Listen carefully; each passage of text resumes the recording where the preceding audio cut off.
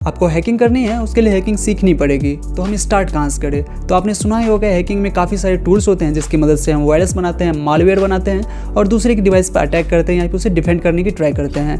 तो ये सभी चीज़ें, ये सभी टूल्स एक जगह पे स्टोर रहती है जो कि हमारा फाइल सिस्टम है।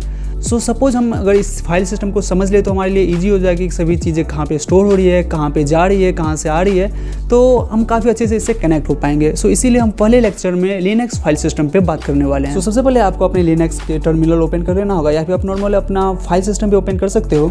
सबसे पहले मैं टर्मिनल पे बताता हूँ। तो आप sudo su पहले कमांड डाल के इंटर कर जाओगे और इंटर करते ही यहाँ पे कुछ इस तरह का इंटरफेस आ जाएगा।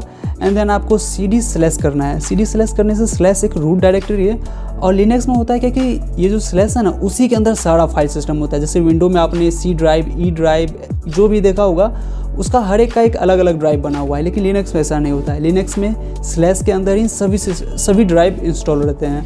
हमारा /रूट भी इसी के अंदर आता है, बीन भी इसी के अंदर आता है, यूज़र भी इसी के अंदर रहता है। तो हम उसके बारे में आगे बात करने वाले हैं। आपको ls कमांड डालना है। ls कमांड डालने के बाद आप यहाँ पे देख सकते हो कि सभी कमांड यहीं पे है। रूट है, बीन है, etc है, होम है, मीडिया है, सभी चीज़ें यहीं पे है।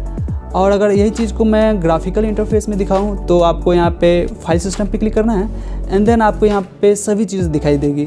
लेकिन हम यहाँ पे रूट में इंटर नहीं कर सकते क्योंकि ये सेंसिटिव है, इसीलिए मैं इसे कमांड के थ्रू इसे हम एक्सेस करने की ट्राई करेंगे।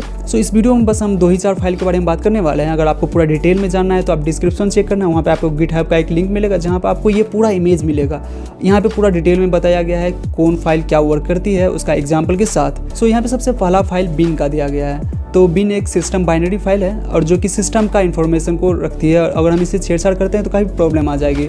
ये टर्मिनल में जैसे कि हम ls टाइप करते हैं, cp टाइप करते हैं, mv cat, ये सभी चीज़ों यहाँ पे बीन में स्टोर रहती है। तो आप इसे छेड़छाड़ मत करना, आप बस यहाँ पे चेकआउट कर सकते हो। और नेक्स्ट फाइल हम /etc के बारे में बात करने वाले हैं जो कि एक कॉन्फ़िगरेशन फाइल है और इसके अंदर भी काफ़ी सारा फाइल होता है जैसे कि /fstv/ और भी यूज़र होते हैं। काफ़ी सारे यहाँ पे फाइल्स होते हैं जो कि सिस्टम का नेटवर्क सेटिंग को स्टोर करता है, यूज़र अकाउंट को स्टोर करता है। आपका जो स्क्रिप्ट का सेटअप होता है वो सभी यहाँ पे स्टोर होता है। तो आपके सिस्टम में जो भी नेटवर्क का एरर आता है या फिर जो भी नेटवर्क से प्रॉब्लम आती है या फिर नेटवर्क कैसे काम कर रहा है, वो सारा चीज़ का कंट्रोल हमारे पास etc फोल्डर में होती है। ये भी काफ़ी सेंसिटिव फाइल है, आप इसे भी छेड़छाड़ मत करना। आप बस मीडिया या फिर यूज़र वाला फाइल में थोड़ा बहुत छेड़छाड़ कर सकते हो क्योंकि वो उतना इफेक्ट नहीं डालता है। यूज़र फाइल पे थोड़ा सा ध्यान से, मीडिया को आप अच्छे से छेड़छाड़ कर सकते हो, वो नॉर्मल फाइल। उसके बाद हमारे पास opt फाइल को देखते हैं। /opt जो कि एक ऑप्शनल सॉफ्टवेयर फाइल कहते हैं इसे।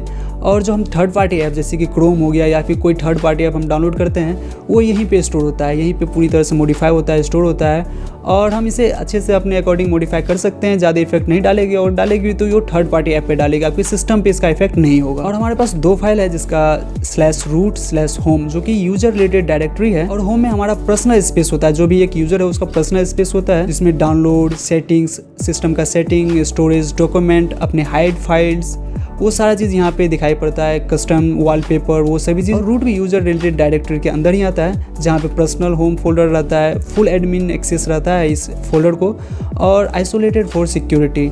और हम इसे डायरेक्ट एक्सेस नहीं कर सकते हैं, ये थोड़ा सा सेंसिटिव फाइल है। तो सीखने के लिए काफ़ी कुछ है, आप इस चार्ट को एक बार गो थ्रू करना तो आपको ये बेसिक आइडिया मिल जाएगा ये पूरा फाइल सिस्टम कैसे काम करता है, पूरा इसका स्ट्रक्चर क्या है। ये आपको इनिशियल हैकिंग में काफ़ी हेल्प करेगी। आई होप यह वीडियो आपको अच्छा लगा होगा। कोई भी डाउट हो तो आप कमेंट करके पूछ सकते हो। Thanks for watching the video.